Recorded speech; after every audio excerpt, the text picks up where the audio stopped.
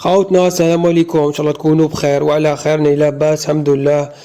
خوتنا مر امين قويري في راديو في فرنسا، واجروا مع حوار اخواتي. حوار هذا كما نقولوا طويل وفيه بزاف الاسئله وبزاف الكلام، لكن كما نقولوا انا ترجمته وجبت لكم غير كما نقولوا التصريحات اللي نسحقوها حنايا ونحبوا نسمعوها هكذا. خوتي اللي تاهم كما نقولوا امين غويري مع الجزائر هكذا خوتي.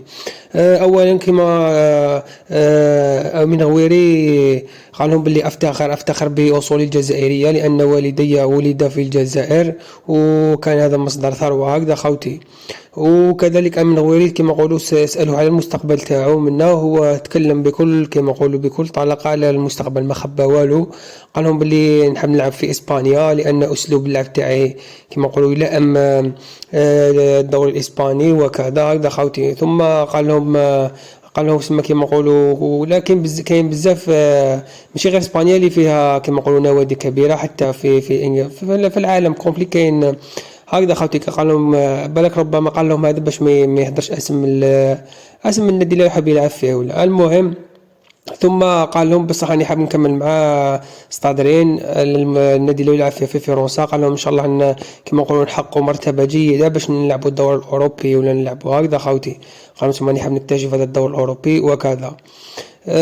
ثم سالوه خوتي على القدوه تاعو كما نقولوا واش من لاعب اللي حبوا من على بنزيما. قال لهم باللي يسمى اصول جزائريه كيما انا خرج من ليون هكذا خوتي. وزاد قال لهم بلي زيدان ورونالدو البرازيلي قال لهم نحب نسمى نشوفهم ومنا.